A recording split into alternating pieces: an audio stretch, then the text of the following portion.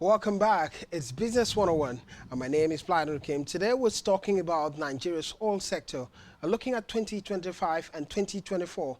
What stood out and what did not stood out, and what is the build of moving to 2025 regarding the oil sector? Part of the conversation around the oil sector would always stem about Nigeria's oil production, as we said earlier, and the other aspect of it would be around the cost of PMS, the price of petrol in the country, as petrol seems to affect every business in the country. Well, I have a guest in the house. Dr. Wisdom Enang joins the conversation. Dr. Wisdom Enang is an energy expert. Doctor, good evening. Good evening very much, Bladen. Thank you very much for having me. So good to see you this particular new year. It's been a new year. We've not spoken this new year. Happy New Year, Dr. Wisdom Enang. Same, same to you. Thank you very much.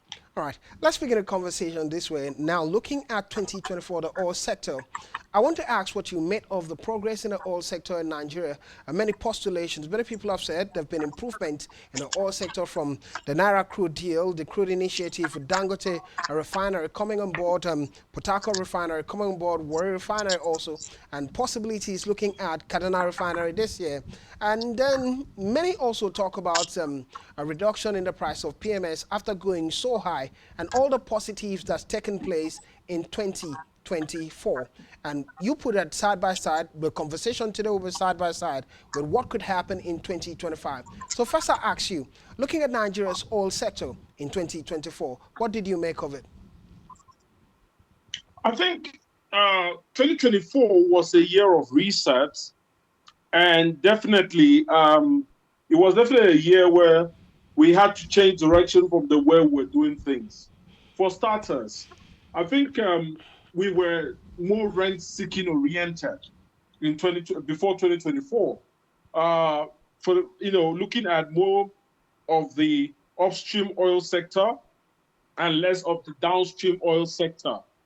And what that meant is that we were not particular about the competitiveness of the downstream sector for as long as we were producing and making money from the upstream sector. However, the 2024 saw us, through the Petroleum Industry Act, reset a number of things. We decided to liberalize that downstream economy altogether. By so doing, we were able to stop the subsidy system, which was inherently subsidizing the West African corridor and not just Nigeria. The second thing that we were able to achieve was we were able to implement the crude for Naira deal, but also cognizant of the fact that the crude for Naira deal happens to be a two-edged sword. And I'll explain that in a minute. When you talk about the crude for Naira deal, the question is, what is the opportunity cost? There is an opportunity cost. The opportunity cost is that we badly need fuel for consumption, but we also have to balance that with the fact that at the same time, we also need dollars to increase our foreign reserve. And what you would find is that the crude for Naira deal meant that we put more of, I think, about 450,000 barrels per day towards the domestic refining. And it meant that we did not have as much left for forex earnings. So what the president had to do was to try and close the gap. And what did he do? To increase Nigeria's production from where he met it at about 1.42 million barrels per day to about 1.8, therefore making up for the extra amount that is going to be spent, that is going to be forfeited through the crude for Naira deal. So, and then we also had in 2024, again, you've alluded to it, the price reduction. And this time, the price reduction is not on the backdrop of a subsidy system. The price reduction is mainly because of a competition of PMS products. Now, if you think about it, the Dangote refinery came up, and I think their most competitive price point at the time was 970 naira, for major buyers. But then what happened is, remember, the Dangote refinery had gotten access to the Nigerian market that was, largely controlled by international importers. And so the international importers are not going to sit back. They had to fight back. And one of the ways they fought back was to look at their supply value chain and say, look, the suppliers, we are happy to, as suppliers, we're happy to give you improved credit system, meaning you can sell the PMS before giving us back the money. That's to our, our major marketers. And they also accepted to collect money in Naira, and more so, they brought the landing cost to 900 Naira. And so the Dangote responded by bringing the landing cost to 899.50 Naira, which meant that the reduction in price wasn't as a result of any subsidy, but market competition between domestic production and the imported variant. The third and most important thing that happened in 2024 was the fact that Nigeria, for the first time in 6 years, was able to secure a final investment decision for the Bonga North of $5 billion. And that is something that we have not done in about 5 years. All right, Dr. Good perspective. Though you still have to talk more about the investment of the bank and all that you've spoken about and clarify it for many people who do not get to understand what really transpired. But first, let me ask about the competition you've mentioned, because it seemed like and there was need for importation. When Dangote refinery came on board, from what you've said, many people said no need for importation of petrol, no need for the importation of it. Let's concentrate on Dangote refinery, despite the prices being high. And the landing cost of petrol, imported petrol, came in around 900 Naira, and you're saying per liter, and you're saying now it created that adjustment. Let's talk about competition in terms of refinery. When many people look at refineries in the country, it seemed like a positive. It started with Dangote refinery, and for many years, nothing had happened regarding Port Harcourt refinery and Warri refinery, and suddenly everything is working. What do you think, what's the driving factor that we see a change that's not taken place since so many years? The driving factor is the fact that we now have a liberalized market, and then people can actually work their operating margins in a much competitive way. Because if you think about it, before now, nobody is going to make a refinery functional and operate it economically if they're not going to make any profit from it. It doesn't make sense. Okay. So right now, the liberalization of the market completely has been a big factor. The second factor is the maturation effects of the crude for Naira deal. When the crude for Naira deal came up, I enunciated a number of positives. And I said, for one, the crude for Naira deal is a very good advantage, because when you're getting domestically sourced crude, now let me tell you what the advantages are. First, you're getting very, very high grade of crude in Nigeria for refining. The second thing is that you're cutting away the logistics, the insurance, and all the middlemen costs, which constitutes about 25 to 30%. What that means is that with a good operational economies of scale, you can pass some very good benefits to your to the Nigerian public, and that is what we've seen. So when a policy is when a policy is enacted are brought to life, it takes a while for that policy to begin to bear some very good fruits. So now we have seen all the positive drive because of the crude for Naira deal and the liberalization. But the other thing that we should not forget is the silent contributor that we call energy transition. Because the more people begin to do two things: reduce their consumption because of efficient consumption of energy, meaning they don't waste energy. So that component that should relate to the wasted energy is reduced. Or two, because of the cost of energy, they are then looking at moving to other forms of energy, which again is is evident in the reduction in the consumption of PMS, which we heard last year fell by at least 90%. What that means is we have less reduction in demand. We also have increase in supply. At the same time, we're having favorable economic terms with the crude for Naira deal. Definitely the prices will go south, and even for in a sustainable way, so for the betterment of the average Nigerian. All right. Since you've mentioned the betterment of the average Nigerian, let's go into that conversation now. When you look at the cost of commodities in the country, it's been at a heightened level, especially since the Tinubu-led administration. And many Nigerians, the price of rice getting so high, not many people really enjoy the Christmas time. We also made mention about prices of fare being so high, and inflation rate in the country has gotten to a 30-year high. It's never been like this. Last time we saw such level of inflation was 30 years ago. So the conversation would be now, when you look at all of these indices and the positivity in the liberal market that you've spoken about, how does this now impact the common man, impact the economy? How does this make the price of rice downward, the price of yam downward because they're pretty high? So to the common man, it doesn't make sense at the end of it, no matter what you want to say, because things are so expensive. So now we've looked at 2024. Let's look at this 2025 now. Does this have any impact on the economy and on the common man?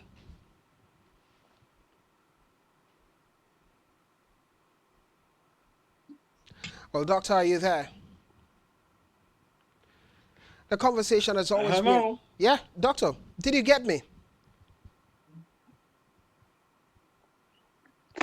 Well, I was asking, while you've given all the indices about the positivities that's taking place in 2024, and you talked about the liberal market, we've seen refineries coming, Dangote refinery, Port Harcourt refinery, as well as the Warri refinery coming on stage now.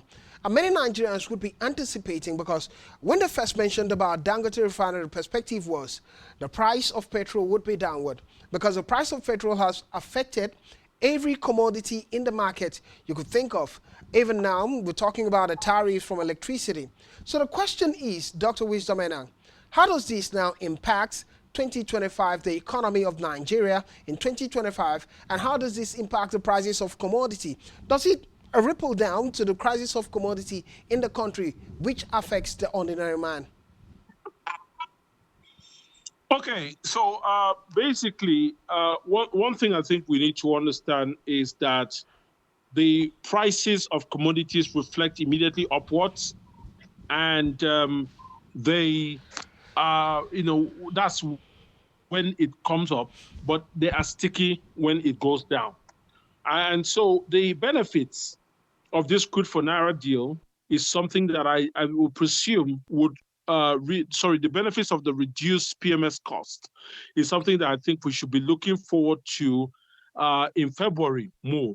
And the reason is this: most people are deploying the wait and see approach, and a lot of people are waiting to see when things begin to cool off, and the CBN begin to signal a reduction in the basis point, which indicates the interest rates, which directly correlates to the level of inflation in the economy. And so you find out that with people looking at the wait and see approach, they're not very quick to adjust their prices.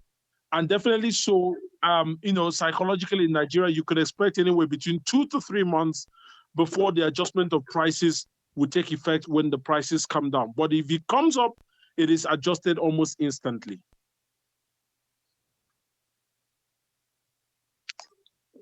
Perspective trade. I would want your postulation. You've talked about the positivities that's taking place already, and you're saying a slow build up when it has to do with adjusting the prices downward, which could be understandable. But the question I want to ask you is this now. I made the Crude Naira initiative, and all of this deal with Dangote refinery, MRS, and the rest of those oil firms, and the coming up for Port Harcourt refinery and Warri refinery, and importation also reducing, and the forex market getting better from a Nigeria's point of view. At what point do you think the price of PMS can get that could be a suitable position of the price in 2025? You mean, come again with that question? Well, as you're trying to grapple with it, Dr. Wisdomena.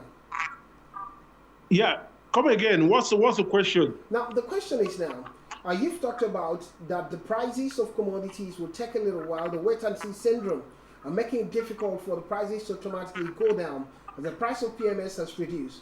But we've not seen that remarkable price reduction on PMS. Now, looking at the Crude for Naira initiative, looking at reduction in importation and having more refineries in the country, it should automatically translate to reduction in price of PMS. And I'm asking you, give a postulation about it this 2025. What do you think would be a margin or the boundary point where the price of PMS can get to? All right. So I think the price of PMS can logically get to about maybe about 860. And the reason I say so is just looking at the average cost of production of PMS itself. Remember, in various economies, sometimes the highest grade of fuel is not, there are options basically. Even in the UK, there are different options of fuel depending on the one you can afford. But in Nigeria, I think that we accept the premium motor spirit, which is the highest one, and that's what we use in our vehicles. So you can expect that the cost of that is quite high. If we had different grades of gasoline that could be used in our vehicles or petrol, then you can expect that definitely consumers will go for a much cheaper one. But for environmental reasons, we are going for the highest one. But just to answer your question, I'm saying premium motor spirit, quite complicated, quite expensive to produce. I'm putting all of that into consideration. I would see an 860 price mark would just be a very good and sustainable optimum where we balance the quality, we balance the production imperatives for the companies to keep going, and we also balance the cost aspect of things. Well, recently, the Petroleum Products Retail Outlets Owners Association of Nigeria has spoken about the federal government investing 100 billion naira in the oil sector, and they're saying it's going to go a long way in terms of business in the sector. I'm trying to understand. I don't know if you heard of the story, and I'm trying to understand which area of business and how does this even impact. I know they're also looking at the budget, recent budget that have been passed. So I ask you now, do we still have to go into, the country have to go into intervention processes in the oil sector as it stands? Are there areas that requires a further intervention, bringing in funds from the government to put into the sector to help the sector, and how does that work?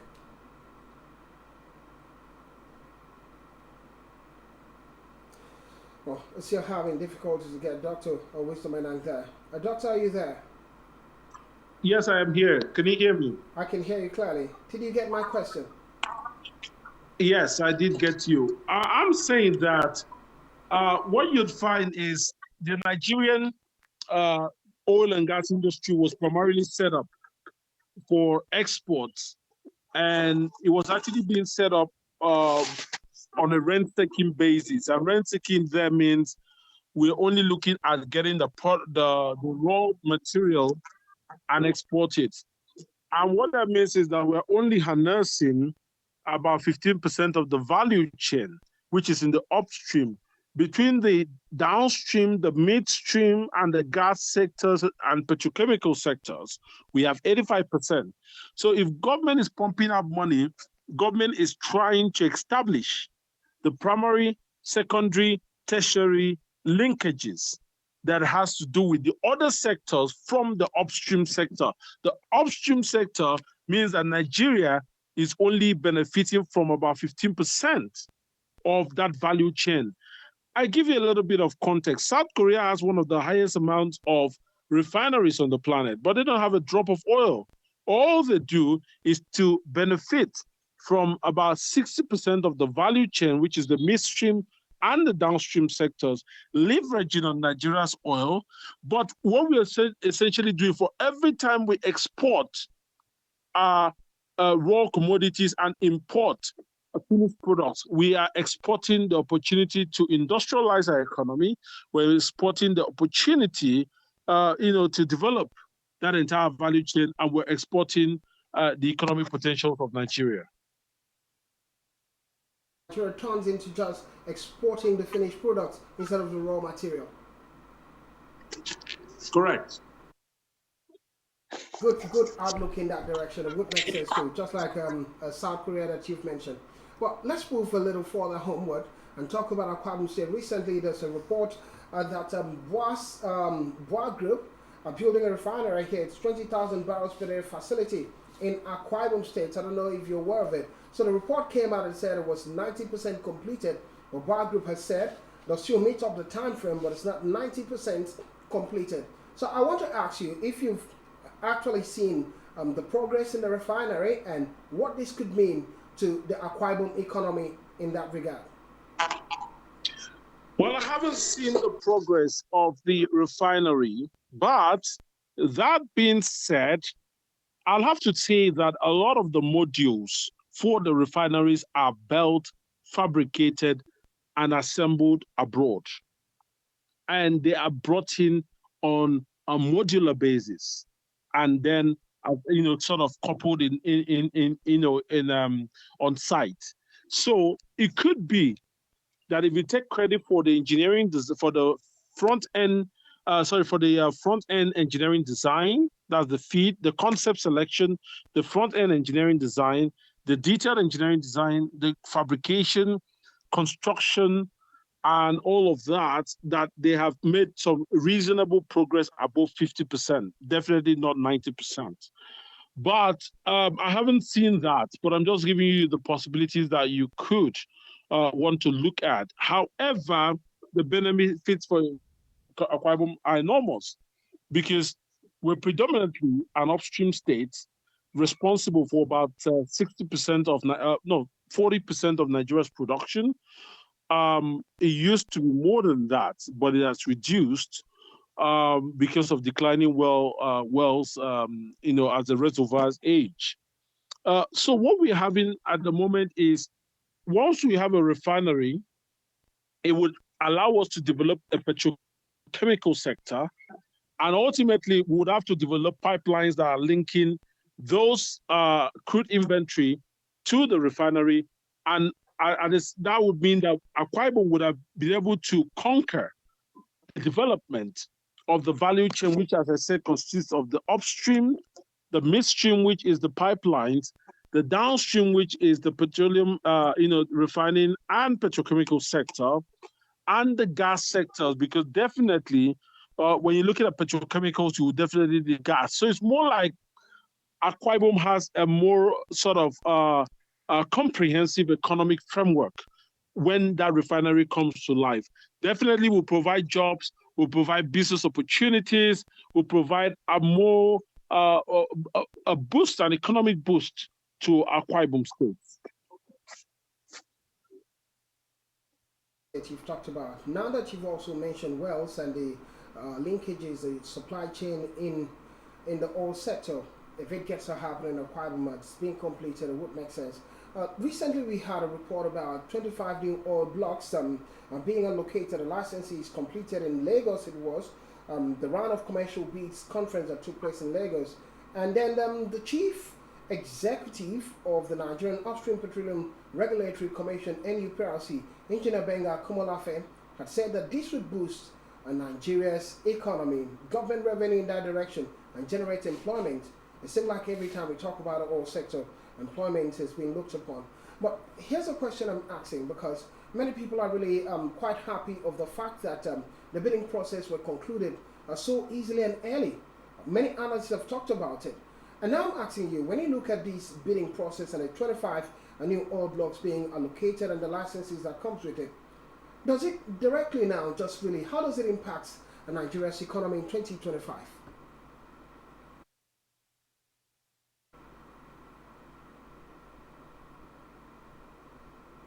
Well, Doctor, taking time to get the reply there. Dr. Wisdom, I don't know if you're there. Yes. Can you hear me? I can hear you loud and clear. Yeah. The bidding itself doesn't change our fortune much. What is going to change our fortune, however, is where we begin to quickly harness that the begin to get value from the well itself. And I'm going to give you a little bit of context. When you look at the ratio of licenses that are actively being used today and monetized versus the ones that are not used, you would find out that there are more licenses. In fact, about 65% of the oil block licenses have not been used. And the big question is why? I think one of the lessons learned that Nigeria has reflected on is to say, well, wait a minute. We have been prioritizing sign-up bonuses. So people bring very huge amounts, get the oil block, and suddenly they have no money to develop it. And so the NUPRC came up with a sort of a rejig of the system that says you go ahead and use that money, pay a fraction for sign-up bonus, but use that money to produce the well, or what we call drill or drop. Either you develop that well within a given timeline and begin to harness the resources, or it is revoked and given to somebody else. And they have done that, and people have lost their sign-up bonuses.